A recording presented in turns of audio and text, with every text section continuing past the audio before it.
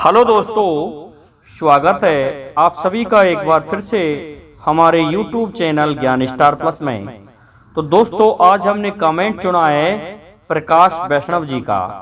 प्रकाश वैष्णव जी की एक शिकायत है। इन्होंने हमसे कहा है कि गुरुजी आप हमारे प्रश्न का उत्तर कभी नहीं देते हो, हमने आपका क्या बिगाड़ा है। इन्होंने हमसे पूछा है कि अब बन जाने वाले रघुवर को प्रणाम हमारा कह देना। और प्रकाश वैष्णव जी, आपने केवल एक लाइन पूछ ली, लेकिन ये गाना जो फिल्मी तर्ज पे भी लगता है, जो वो गाते हैं, लता मंगेशकर ने गाया था कि ए जाने वाली हवा सुन लो, मेरा इतना प्रण निभा देना। अब जाने वाले रघुवर से प्रणाम हमारा कह देना। तो प्रकाश वैष्णव जी, आप अपने इस जो भी छंद है, आप इसको कम से कम पूरा तो लिखते, पर फिर भी मैं आपके इस प्रश्न का उत्तर दे रहा हूं। तो सुने प्रकाश वैष्णव जी, ये उस समय की बात है जब महाराज दशरथ मरने की स्थिति में थे। तो उन्होंने सुमंत जी से ये कहा था कि सुमंत जी, आप इनको छोड़ करके आ जाइए और इनको कहीं घुमा करके ले आना। परंतु महाराज दशरथ की इच्छानुसार कार्य नहीं हुआ। सुमंत जी उन्हें लौटाने में असमर्थ रहे और लक्ष्मण जी ने उन्हें धक्का मार करके कह दिया और थोड़े से ललकार भी दिया गया कि जाओ माता केकई से कह देना कि वो भरत से राज चला लेगी। इस प्रकार से कहकर के वापस भगा दिया। तो जब सुमंत जी की बाट महाराज दशरथ अपने घर पर देख रहे थे, अपने महलों में देख रहे थे, तो उस समय क्या हुआ, महाराज दशरथ के पास में सुमंत जी आ जाते हैं और सुमंत जी से महाराज दशरथ पूछते हैं कि सुमंत जी आप आ गए? कि हाँ महाराज मैं आ गया। तो मेरा राम कहाँ है, मेरा लक्ष्मण कहाँ है, मेरी पुत्र वधू सीता कहाँ है? लेकिन दोस्तों, सुमंत चुप रहता है। फिर दोबारा से महाराज पूछते हैं कि सुमंत जी आपने मेरे प्रश्न का उत्तर नहीं दिया, आप मुझे ये बताइए कि भगवान राम वापस लौट कर आए हैं या नहीं। तो इस पर प्रत्युत्तर में सुमंत कहता है कि महाराज क्षमा करें, मैं उन्हें वापस नहीं ला सका, उन्होंने मेरी बात को नहीं माना।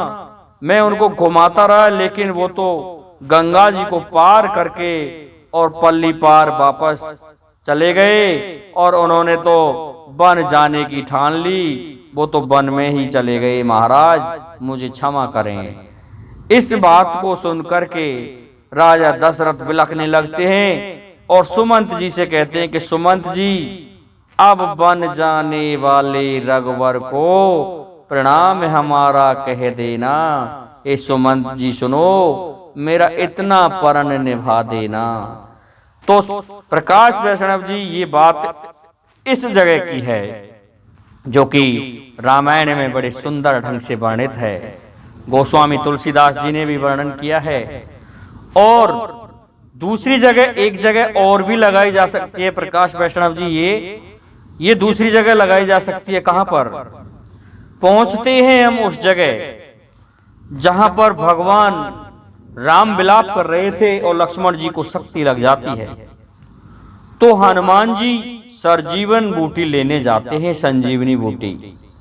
और जब वे संजीवनी बूटी को ढूंढ पाने में असमर्थ रहे तो पूरा पर्वत ही उखाड़ कर ला रहे थे। और पर्वत को जब उखाड़ कर ला रहे थे तो अयोध्या के समीप आए तो भरत जी ने सोचा कि निश्चित ही कोई राक्षस है।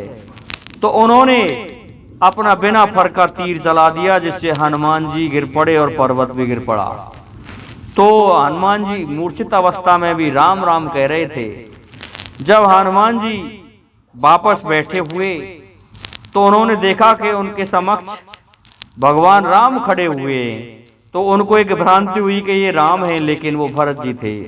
तो कहने लगे प्रभु ये क्या विडंबना है, आप यहाँ आप तो वहां लंका में थे, क्या आप वहां से आ गए? हमारी वानर सेना कहाँ गई? तब भरत जी ने सोच लिया कि निश्चित ही कोई बात अलग है। तब फिर ये वृत्तांत हनुमान जी ने सुनाया तो भरत जी ने ये कहा था कि हे भाई हनुमान, आप वन में गए हुए मेरे भ्राता राम से मेरा प्रणाम कहना और उन्हें ये बताना कि अब वन जाने वाले रघुवर को प्रणाम हमारा कह देना। हे हनुमान सुनो भाई, मेरा इतना परण निभा देना। तो प्रकाश वैष्णव जी, ये बात आपकी यहाँ पर भी फिट होती है, यहाँ पर भी ये सही है।